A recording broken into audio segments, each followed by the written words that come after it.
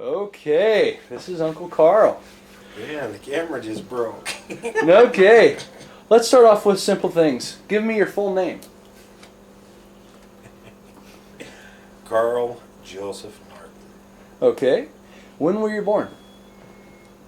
January 3rd, 1957. Where? Ione, Washington. You're Ione, about 2 Washington. years younger than me. You were born in 1956. Born in 57, Okay. thank you. Okay, Just barely. just barely. Yep. Okay. So you're born in Ione, Washington. Where were your parents living when you were born? They were, at the time I was born, they were living in Ione. Shortly afterwards, they bought the house on Grandview Flats. Okay, and just for record's sake, parents' first names, last names, and occupations. Angus and Betty Martin.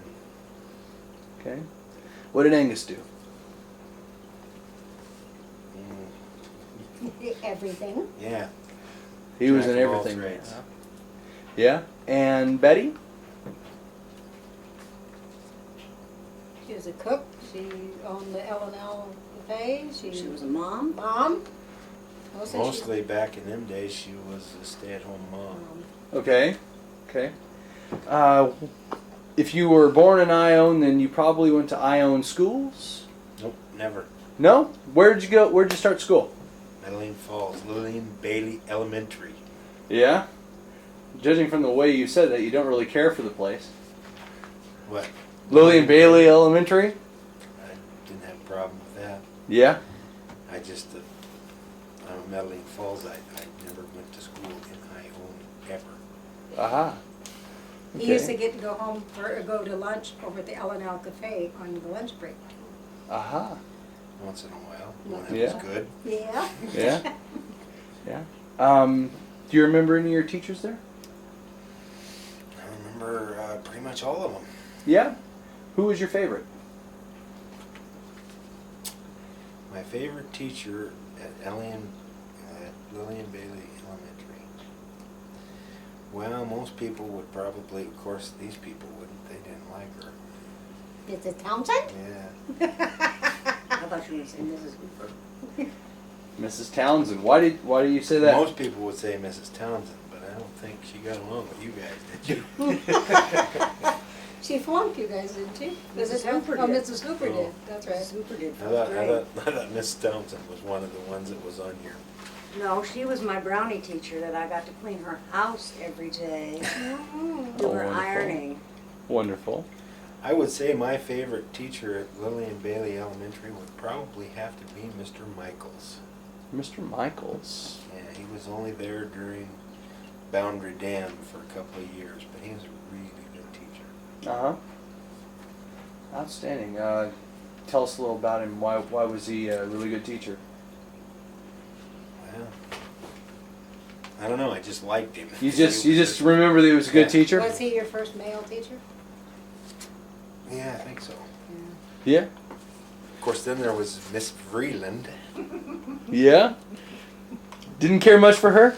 No, didn't care much for the Eskimo lady. She was about 4 feet high and 6 feet across. Yeah. And Dolan McLean was her snitch. If somebody passed gas in class, Dolan got to go smell everybody's seat until he found out who did it. Oh Oh my. my God. And then they were in trouble. Wonderful. Yeah, then she was a real Oh my That's God. really piece of work she was. Oh Lord. Outstanding. Middle school. Where was middle school? We moved to Spokane when I was in 7th grade, and I went to North Pines Junior High School for part of the year, and then to East Valley Junior High School. Uh-huh. So you moved around a lot in your middle school years? Well, Or just twice? twice. Just twice. When you were in middle school, who was your most memorable teacher there?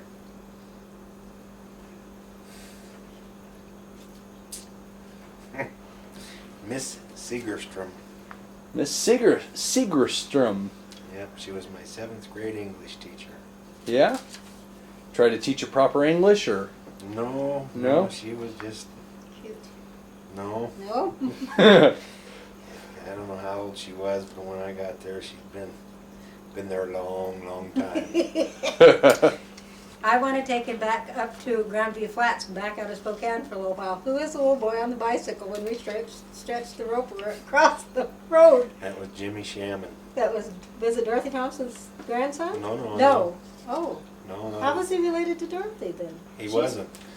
Jeff Thompson, we did bad things to You him have too. too. I remember Dorothy But, coming after. but the one that we got with, it wasn't a rope, it was blasting wire.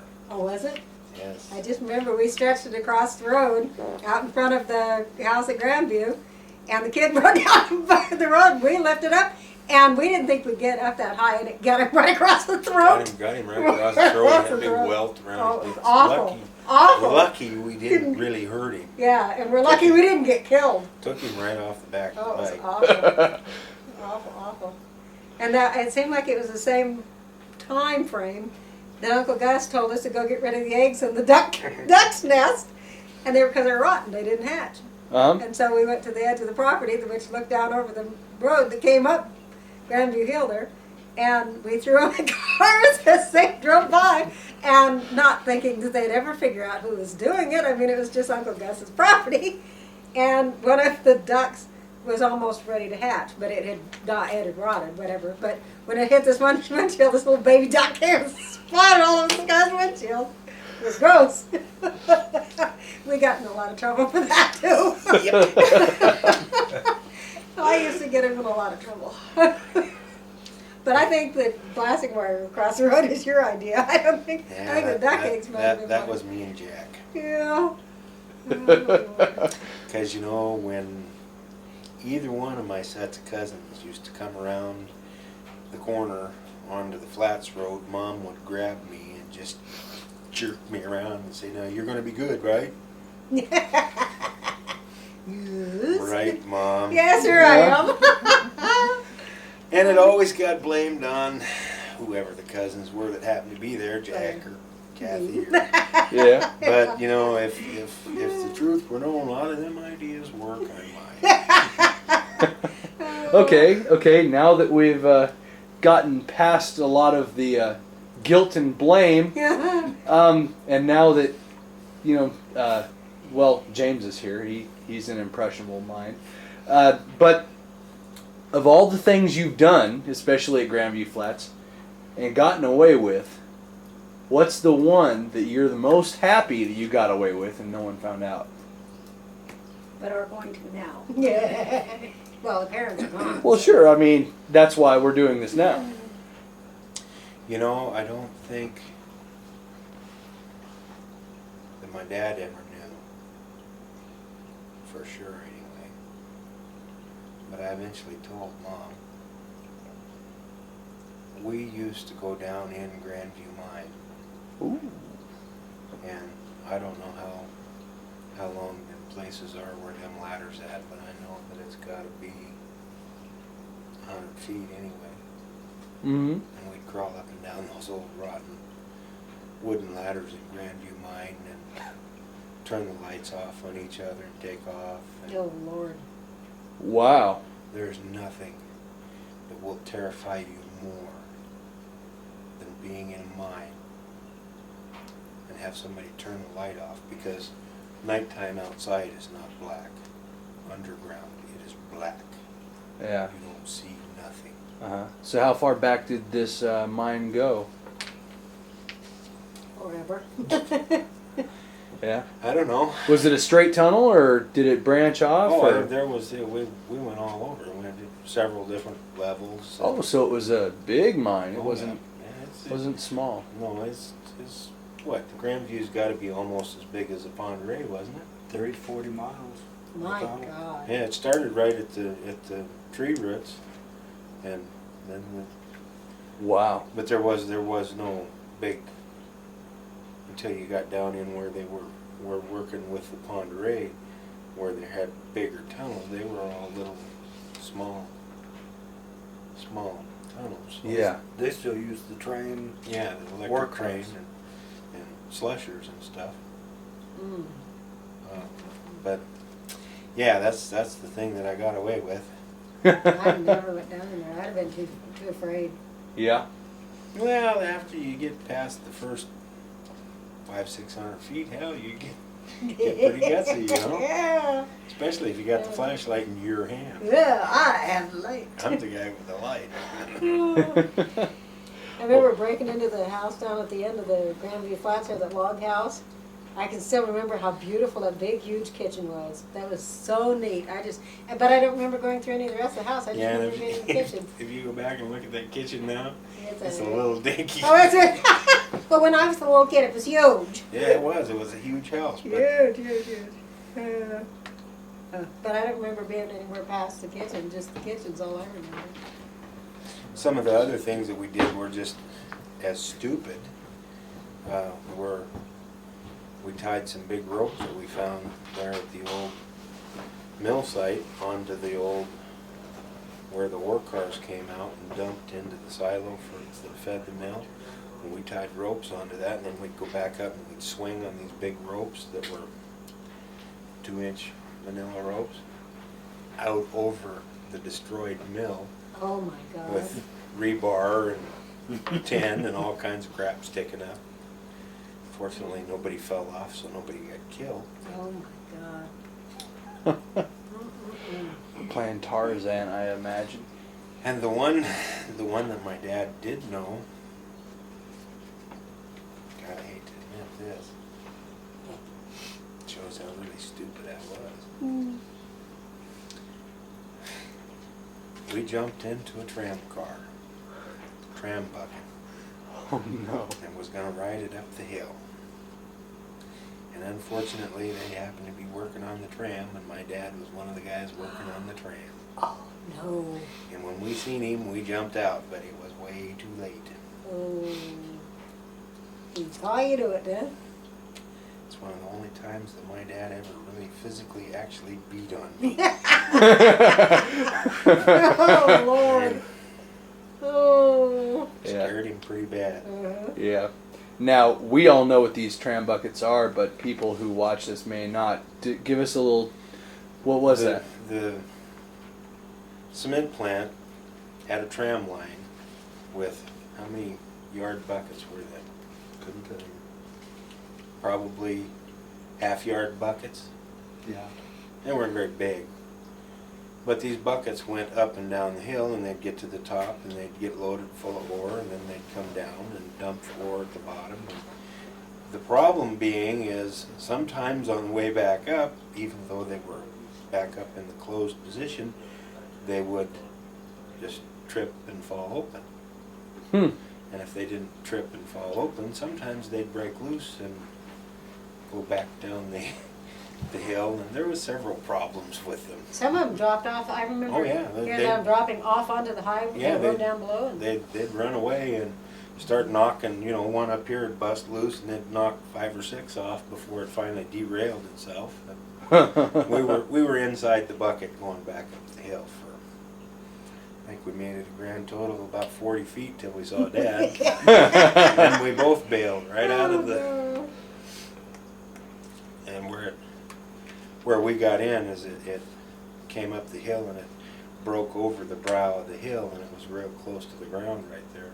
So we crawled up in a tree and leaped from the tree to the, pretty stupid. Oh my God. That was scary. Well, at the time it seemed like a good thing to do. Yep. Yeah. Of course, we'd been dared, Oh, so it was a dare. certainly. Yeah. Most things that we did were a dare. Who put you up to that one? I think that was one of my cousins. Yeah. Not me. No, one of- Not me. One of Uncle Don's kids. Oh. Kathy was she was kind of milquetoast compared to. Yeah, I was a little wimp. Scared of the dark, scared of high places, scared of the dark, low places. I'm a chicken. Yeah. Okay. What, you were gonna say something? No, I was just gonna talk about when we'd ride on the back of Uncle Gus's flatbed truck that had one of those, I don't know what kind of metal, it was like chicken wire but heavy metal gauge across the back window there, you know, that we'd hang on to. We'd cling to this as he would drive madly up the hill and we'd go swinging up like this, and as long as we hung on, we'd live.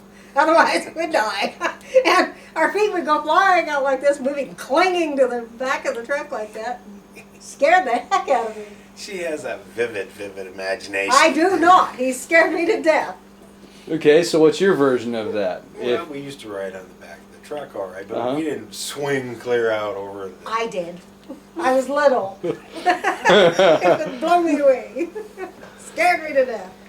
He'd tell us, shut up and hang on.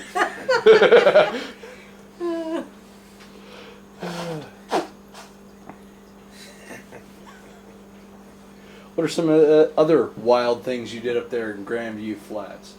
Do you ever spend time up there in the Blue Desert, as they called it?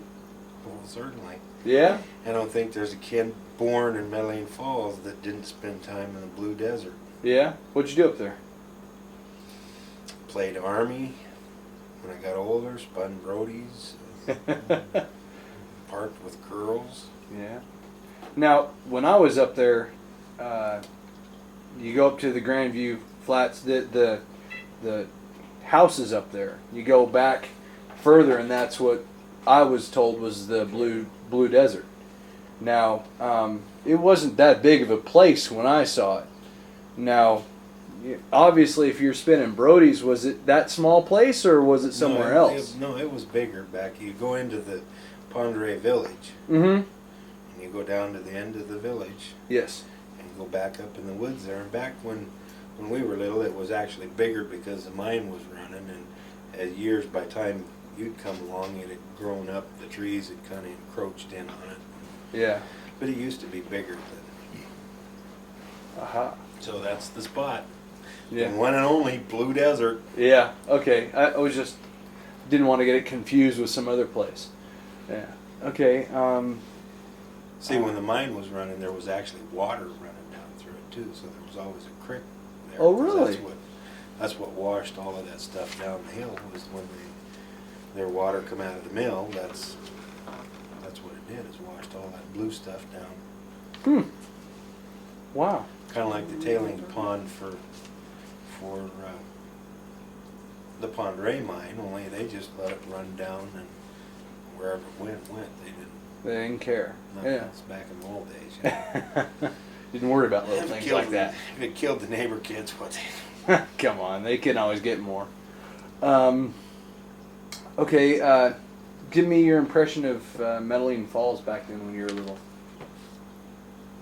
What did you think of it? Now, obviously, the cement plant was going then. The mines. The mines were going. My impression of Medellin Falls when we were kids is you could walk downtown on Saturday night. You could look down Main Street and there wasn't a parking spot to be had on Main Street. There was 5 bars. Mhm. There was the show house, the Hangout Cafe, Glinda's clothing store, Washington Hotel. the Washington Hotel, and when we were Grocery store. pretty little, they had a restaurant still in it when I can remember before it closed up the first time. And the grocery store, Kubotas and then on over here there was the newspaper office, and. Jonesy's drugstore, and the doctor's office, the show house, and the jail. Now what? Then Kubotas and the Sugar Bowl. And what else? Oh, Lewis had the meat cutters there too. Oh yeah, the butcher shop. Yeah, the butcher shop right Now, next what, to the. when you were a Holy kid, what Olsen. was where the apartments were? You know, the apartments that cover that half of Main Street there. What were there when you were a kid? The apartments. You know, your mom lived there. Oh, in Kenixu Village? Yeah, Kinnison That was a Village. motel. Oh really? Yeah, that was Joe Wilson's motel. Really? Don't you remember that? No, I didn't remember down on that end. Because I remember your folks had the L&L Cafe. Yeah, and the Over there? library was right next to the motel. It was a big long single hallway, and in the middle was the place where you went in and checked in, and there was a laundromat in the middle. Oh, we did. I didn't remember that. And then the gas station on the other corner down there across Oh, from the yeah. church. Dick, not Dick. And back then it was You worked there. What was the Chevron station down there that you worked at? Sweets. yeah, sweet. Swedes. Sweet Chevron. Yeah. And And then up from that was Olson's store, Barney Olson's grocery store. And then that funny old guy's fix-it truck, or auto, what was his name? Wade Shackleton. Yeah, Wade Wade Shackleton Shackleton's. Motors. Yeah, the Shackleton Motors was there. He always scared me to death. But there's a hotel in there too. Yeah, the hotel has Hotel's always there. been there. Well, the Barney Olson's is where you lived upstairs. Yeah, You know, the apartment upstairs. and then it was Dressel's store up Mhm. up above. And there was something else. You know, what am I forgetting? And come on, help me out here. Barber shop. Oh yeah. Oh, yeah, Forgot the barber shop Yeah. altogether. Bazaar's barber And the shop. post office. Uh-huh. And around the corner was the L&L Cafe and a hotel or apartments or whatever. It was there. it was a hotel back Yeah. then. And then the Legion across from that. Well, the Legion originally was right behind Glinda's, but it burned down. Oh. Don't you probably don't remember that. You guys have moved away by then. And then there was hotels or whatever, and then there was another repair shop over on that side. Mac and turf. McIntyre. McInturf's was Yeah. over across from the dry house. Yeah. There was that hole in the ground that guy lived in. You remember that? You guys got to remember that. Where? Right next to McInturf's shop, there was a big hole, There was a hole in the ground. and there was underneath the street. It was part of. Mm-hmm. A guy lived in that deal under the street there. Yeah. Was it like an apartment or he was just a hermit? I don't know. I never been. Not many people know. Oh. It was kind of a "No, just stay away from the hole. Don't That guy go near the lives in hole." there. Just don't go near that. Oh, Lord. Then there was the mine apartments. Apartment house. Oh yeah, Carl loves to tell the story about Okay, let's hear it. when we were running around. No. Uncle Carl. Let's have Uncle Carl tell it. No, I won't tell it. I told you this back at the house. Well, I said, know. this is the story Uncle Carl's going to tell on tape. And that we were terrorizing, what was the name of the apartment building? It was Ponderay Monterey Apartments, okay. And my dad lived there, but we didn't go see him or anything. We were just terrorizing No, the we were apartment just building. we were just devil on the doorstep Yeah, in and we Ponderay were Apartments. riding the elevators, and with that old elevator in that building, you had to keep the button pushed in, or it just stopped when you let go. You couldn't just push floor 1 or floor 2, whatever. You push the button, And you had to stop. yeah, you'd have to get it level with the floor so you could get out, you know, or step up or step down, whichever if you missed it, you know. And so we were just playing in there, just terrorizing everybody. And we were running around in the circle, and I went a different direction. I came back around this way, and Carl came around this way. I went, "Wah!" like that, and I wet my pants. And so I said, Now let's tell it right. that's exactly what happened. I'm No. older. See how much older I am than you. I remember No, that. no. She was running around like a chicken with her head cut off, and I stepped in the bottom floor, right inside the doors. There was a deal there that had everybody's name and what floor they. Well, that was kind of set in, so I stepped back in there, and she couldn't see me as she come running out of the hall. And when I went blah, it scared her really bad, and she went on her knees and slid clear across the foyer on her knees on the tile floor. She was leaving a little puddle all the way across. And somebody came out of the elevator walking and And didn't then, then the funny part was, is the PUD guy came in That's and was right. reading the meters. Yeah. He walked right in the. right in the puddle. And I told him he had to take me down to the river so I could go for a swim, so I'd just be wet all over. He said, "Oh, we're not allowed to go by the river." I said, "Oh, but I can walk around like this all day." I don't remember how. That was the day we rode on the back of the flatbed back up to the house. Well, see, we used to do that all the time. You go downtown, and then you could catch Dad, who worked at the quarry. He got off work at 3:30. You could catch him, and you get a ride up the hill. You wouldn't have to push your bike back up the hill. You ride the bike down, put it on the back of the truck, and then ride with him up. And the only time that that was not a good thing is when you were supposed to be home doing chores and you hadn't done them. Then you were kind of in trouble. I could see where that would be a bad thing. Okay, back to middle school, Spokane. Okay, you said you went to another middle school. Now, why did you switch middle schools? Well, when we first moved in there, we moved into a house that belonged to Heidi Filler. And it was right down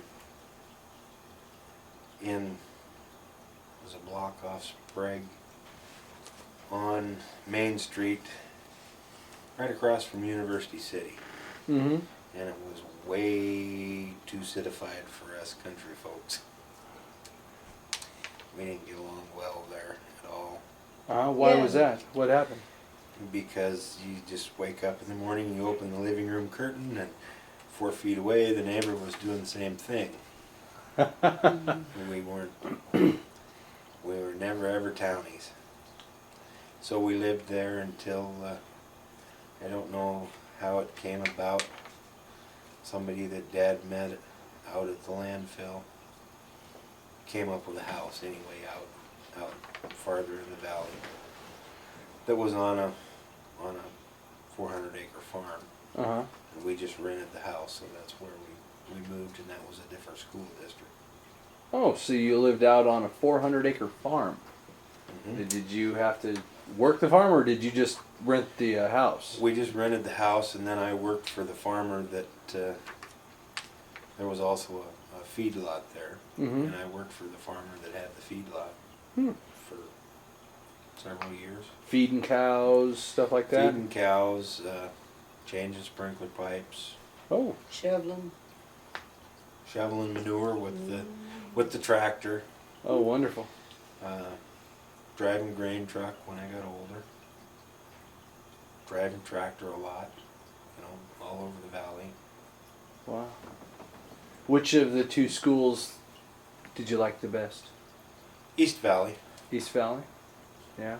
It was a brand new school when I moved there. Oh, wow.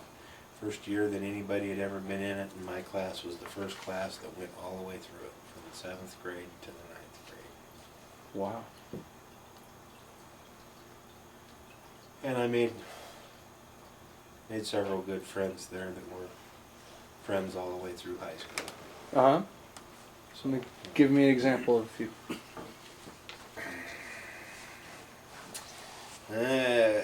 Kenny Friggy, Yeah? Rodney Kohlieber,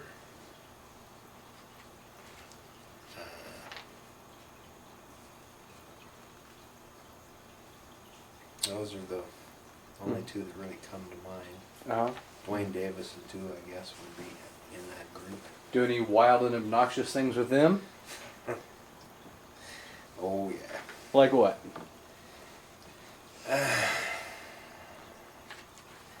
God, where should I start and where would I end? Oh. Let's just leave us say we were not good little kids. You got to give us some examples. Got to give us at least some. Not all. Mm.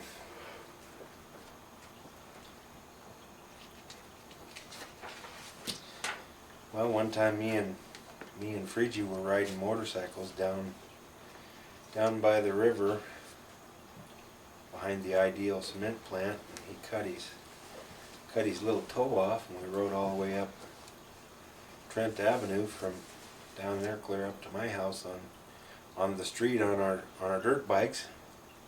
so we could take him and have his toe sewed back on. How did he cut his toe off? He was riding up a trail along the riverbank, and there was a piece of angle iron sticking up out of the bank. Yeah. And it was just the same height as his boot. And he was going pretty fast, and his boot hit that piece of angle iron, and it cut his boot and his toe off. Wow. Yeah, it was pretty cool.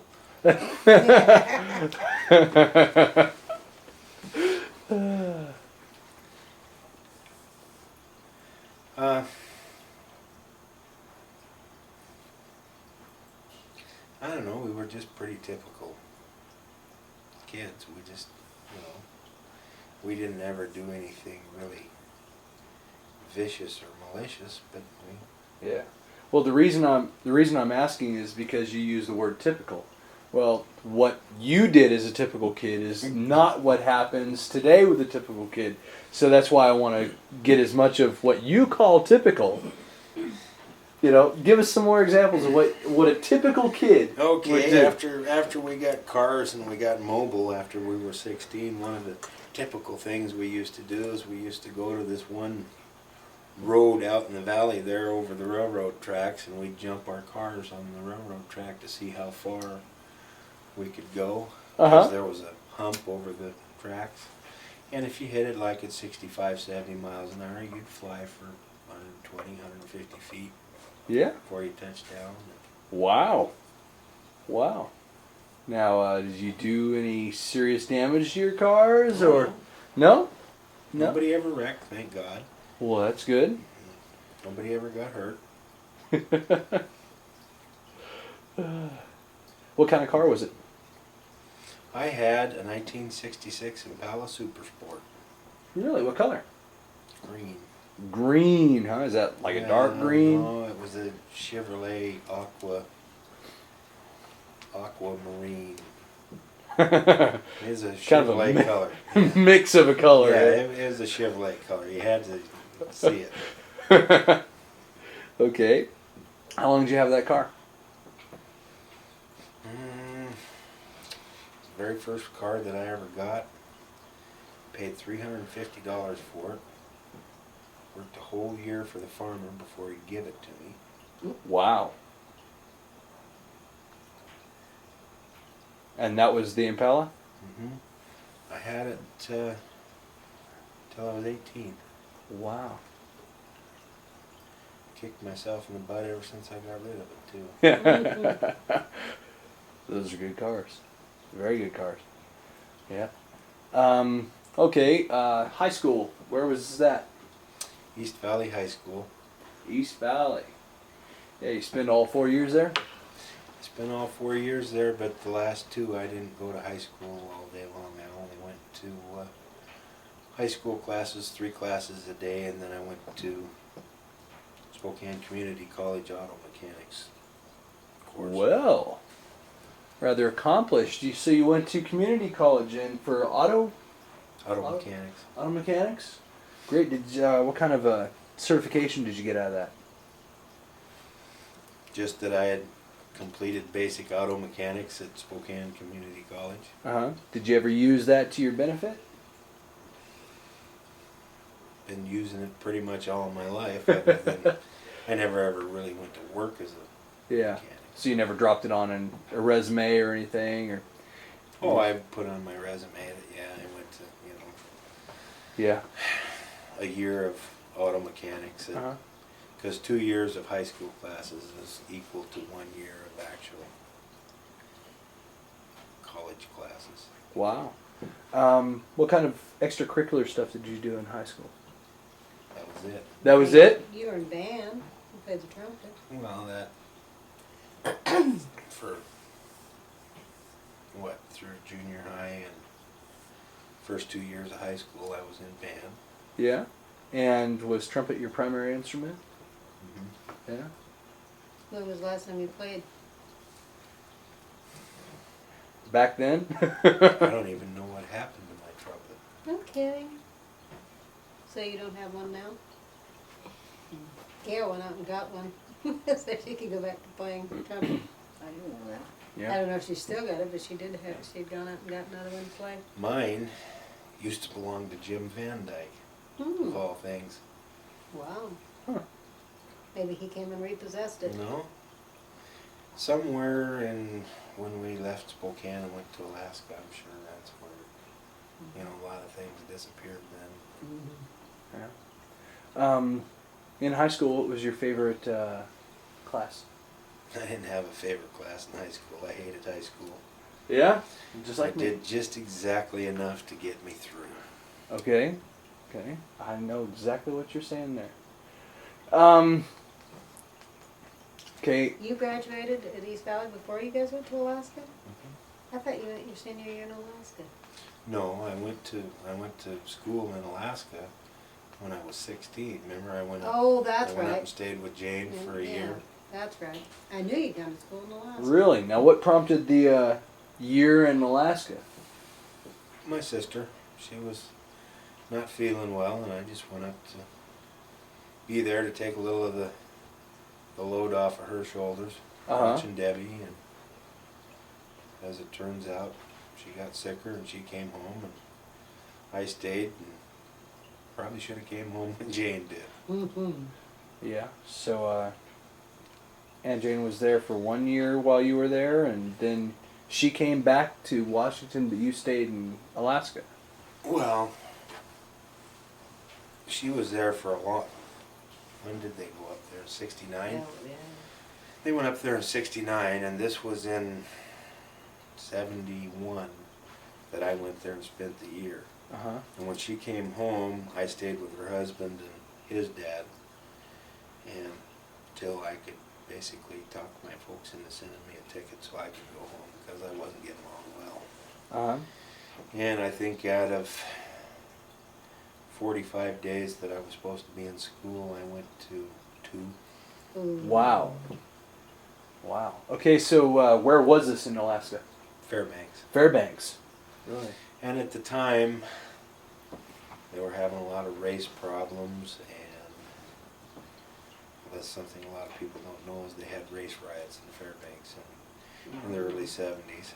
And I was right there in the midst of all of that. There was one kid got stabbed in the back 14 times in the school hallway, and they'd do locker checks and come up with guns and knives, and I just rode the bus to town, got off the bus, went over to the pool hall and played pool and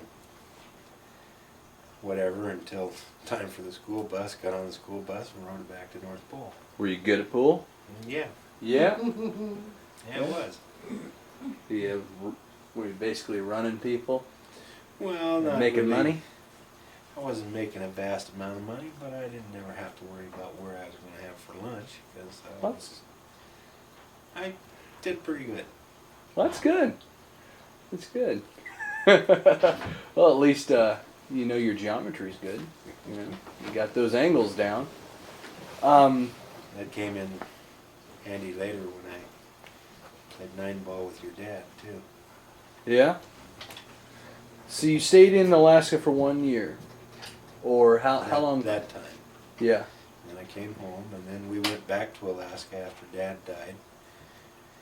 We went back up because Jane was back up there again, and we moved up there Now, why did she go up there? because her husband was still there. Oh, okay. My sister, people that are going to be listening to this will know who my sister was, won't they? Jane. Don't know. Martin Darnell. Because this tape may be seen 70 years from now. So you don't know. I So, hope not. okay, so, yeah, I didn't get a chance to interview her. She was a diabetic. Okay. So she was sick a lot. Real sick. So Mhm. when we went back up there, it was because she was, not doing real well. And the pipeline was on, so the opportunity was there for me. My dad had already set things up in motion to get me working on the pipeline. And Mom and Tom went so that we could be close to Jane, and we were there for, I think we went 75, and we came out the last time I came out the last time in '79, I believe, and Mom and Tom stayed until '80. She worked for the pipeline too, didn't she? Yeah, she worked on the pipeline, and she worked for the school district in Fairbanks, and then she went down and worked at a plumbing outfit in Soldotna. And on her card that they had printed up for this plumbing outfit, she was always upset because her initials were BM on a plumber's card. That's funny. I can't remember exactly what it said, but it upset her anyway.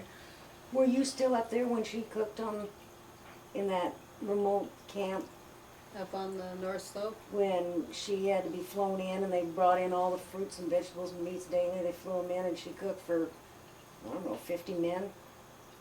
They never come out. Were you still up there then? Mom? Yeah, when she your mom cooked on cooked up there. on the north slope. I got her Yeah, she cookbooks. did. Yeah, she gave me never- one of them too. She She never did too. Yes, she she did did. too. She No, did too. she was the assistant camp manager. She didn't said cook. she told us she cooked up there, and she gave me one of her camp cookbooks. And I knew she bossed, Mhm. but she also cooked. Well, I don't remember, but Mhm. that doesn't mean nothing either. There's a lot of that period of time that I don't remember. I just didn't know whether you were still up there when she went in. Or whether you'd already moved back down to the States, the lower. I don't know. That's news to me. Yeah. Well, were you up there when she managed that camp? Yeah, yeah. When she managed Chandelar camp, I was. Matter of fact, I got to go see her once at Chandelar. She sent the helicopter for me. Oh Lord. Really? Really? Now, what did you do when you got there? Well, I had been working up the line at Happy Valley, and I was an 18-year-old boy that some days I'd get up and I had a pocket full of money, and I'd look at the cook and say, I don't have to take this shit. I'm going to town. Because jobs were cheap, and as long as you had money, so was the whiskey and the girls. Uh-huh. So anyway, I called her up and said, well, I'm headed for town. She said, well, don't go to town. I'll send the chopper up and bring you down here. So she brought me down there, and I spent 2 or 3 days visiting with her, and she put me up in a room. And Uh-huh. Now, did you ever go to work with her and see what she did? oh yeah, Give us a good example of Well, what she what was it is the- she did. she was the assistant camp manager, and Uh-huh. at the time the camp manager was out of Dodge, so she was the #1 boss in camp. Okay. What did that entail?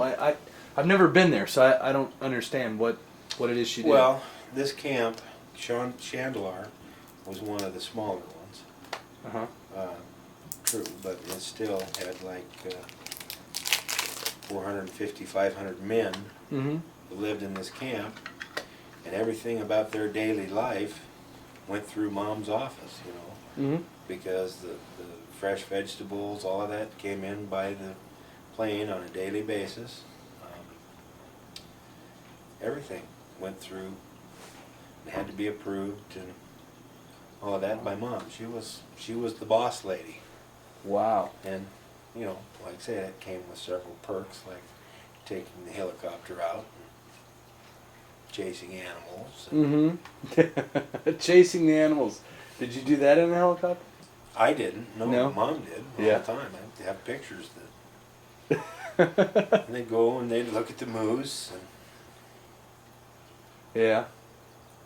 And so you spent a couple days there or a couple weeks? I just spent a couple of days and then Yeah. got on the airplane and went back to Fairbanks. Uh-huh. Yeah. And so you were 18 at that time. Mm-hmm. Yeah. And you stayed there in Alaska that period of time for...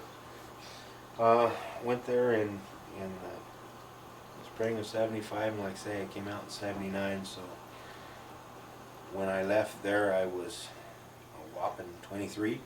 No, 21. Uh-huh. Now I've always heard that 4 and 18 is what? 22. They do. 22. I've always heard that in Alaska you make a fair amount of money.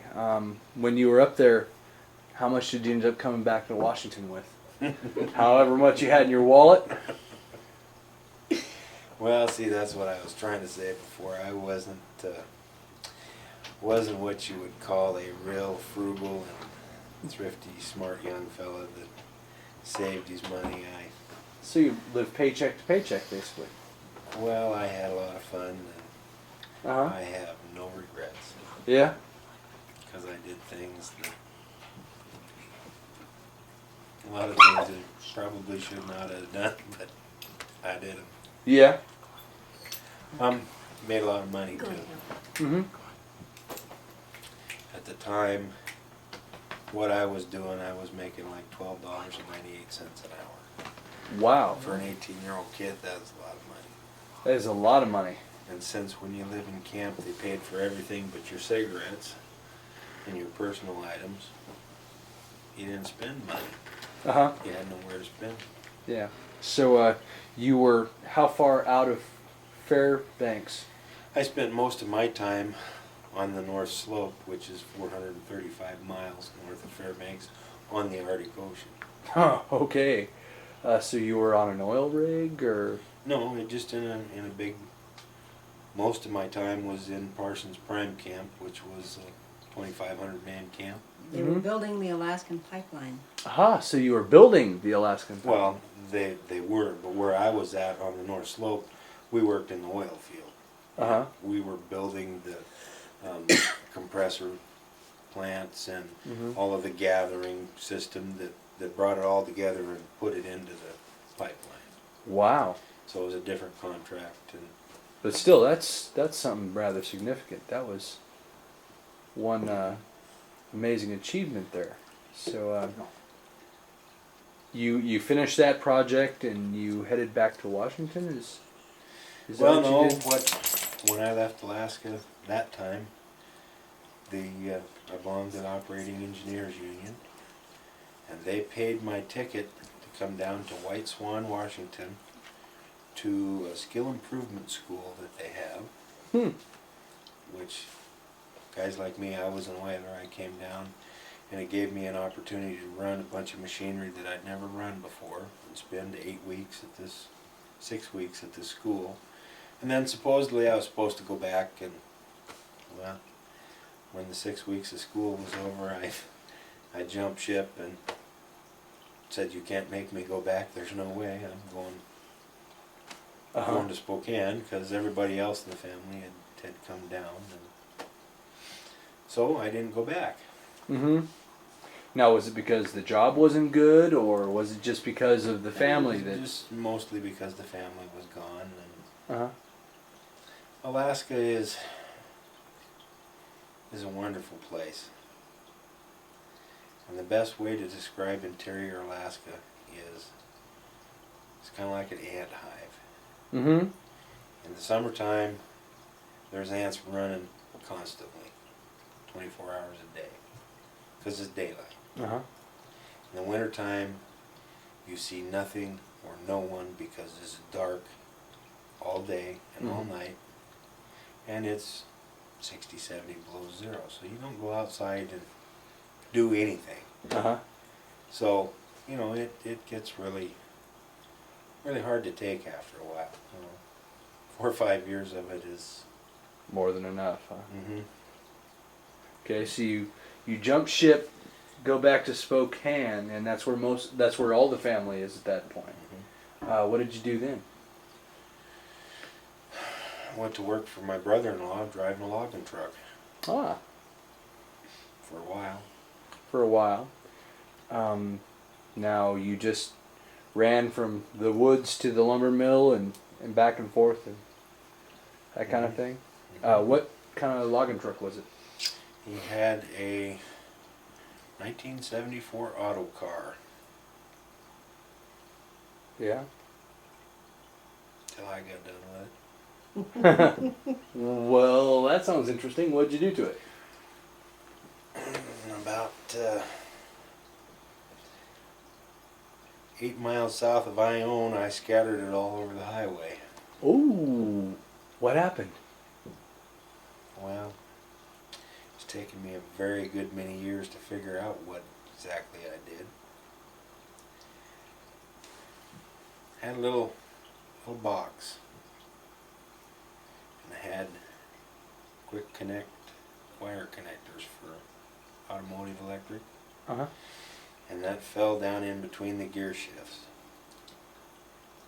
And I was chasing Jerry Beecham, and I was trying really hard to beat Jerry Beecham to Newport. Well, when that fell down in between the sticks, I couldn't shift, so I reached down in there to bat it out of the way as I was going around a corner. Well, when I looked back up, naturally I'm still going around the corner, but the road is straightening out. So Mhm. I jerked the steering wheel, and the way a log truck steers is if you turn the truck this way, it turns the tongue of the trailer, and the trailer, so the trailer will turn and follow. Yeah. So when I jerked the wheel, it drove the trailer right off the edge of the road, and then that flipped the truck, and the breakaway bunk didn't break away until we were already on its side. And then the bunk and the load came off and scattered all over on that side of the road. Me and the truck went another 700-800 feet down the road on the side until we went into the other ditch, and it did a complete circle and landed back on its wheels. And that's where we came to a crashing halt. Now, were you wearing a seatbelt or anything like that? Is that when you ripped your head up? Oh, he peeled the top of his head off. Really? Scalped myself. Yep. Scar runs from right here to right here. And you Wow. walked up to somebody's house, didn't you? And terrified the woman because she was bleeding. This all happened at 4:30, 4:45 in the morning. It's pouring down rain. I've scattered the load all over. Truck comes back up on its wheels. I fall out of the truck, fall on the ground, you know, and I'm just, because I can remember sliding down the highway, hanging on to the steering wheel, sitting on the passenger door thinking, God, this is going to hurt. Jesus, this is going to hurt. And you know, it seems like that all took like a day and a half. Yeah. Yeah. It was about that quick, you know, and it's all over. So I get out, fall down. I think, well, I can't just lay here on the ground because it's pouring down rain. Yeah. So I better get up. It's spring. I better get up and go back up to Gore's house. So I get up and I start walking up the highway, and I look back. The turn signal is still on. Why, I don't know, but I went back and I turned the turn signal on because I didn't want to run the battery down. Oh my God. You know, the truck is total. But I didn't want to run the battery down, so I had to go back and turn the turn signal on. Oh no. Yeah, I went back, and I get down to these people's house, and their kitchen door is one of those, it's not a split in half Swiss style, but it's got the window in the door, and it's got the little triangle panes. Uh-huh. It's a big window. I'm knocking on the door, and like I say, it's 4:45 in the morning. And pretty soon this little old lady comes shuffling across the kitchen. The light goes on, she comes over, and she gets to the door, and she just went, froze up, Oh no. didn't move. Wow. And I'm standing there in the pouring down rain thinking, Jesus Christ. Uh-huh. What is your problem? Come on, lady. I mean, I realize I'm bleeding because I've rubbed my head like that, and I see blood on my head, you know, but I don't know. Not a that- lot of it? No. Okay, you didn't bleed that much? Wow. I didn't know that my entire scalp is all back here on the back of my neck. It's just, my skull is sticking out just like a cue ball. Oh. Wow. It's just pearly white. There's no the rain has washed all of the blood off of it, and it's just. Oh. So that's why this poor little old lady standing, going, you know, Frankenstein has come to my door at 4:45 in the morning. So finally she opens the door and kind of stutters and I said, "Can I use your phone?" She just pointed across the kitchen and I went over and picked up the phone. And I didn't want to make a long distance charge on her phone, so I called across the river to a friend of mine's, Fred Newman. And I said, "Hey Fred, I just wrecked a log truck. Do you mind calling my mom and telling her I'm probably going to the hospital, but don't worry because I'm all right?" And he said, "Yeah, I'll call." So I hung the phone up, and I called 911. I hung the phone up, and by this time she's kind of stammering a little bit, and I said, "You know, I really don't feel very good. Do you mind if I lay down on your kitchen floor?" So she said, "Yeah." She brought me a pillow, and I lay down on the kitchen floor, and then pretty soon the volunteers for the ambulance start showing up, you know.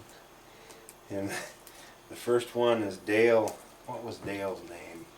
He was the physical therapist at the hospital. You know who I mean. Yeah, I can read it. Really nice guy. Mhm. Anyway, he shows up, and he's talking to me and everything. The ambulance finally gets there, and there's 3 of them.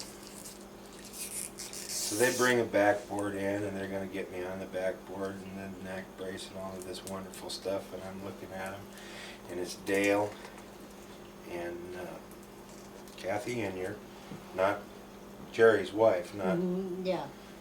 and Bert Martin is driving the ambulance. And I look at these 3 people and I said, "Hey guys, there's no way in hell that you're going to pick me up, put me on that stretcher, pack the stretcher out to the ambulance, and put it in the ambulance. There's just not enough of you." Uh huh. "Oh yeah, we can." I said, "No. Before we hurt me any worse than I'm already hurting, why don't we just get up, go out into the ambulance, and then you can strap me down, because I got up and walked this far. I can walk another 20 feet. Yeah. So they helped me up. Oh, God. Oh God.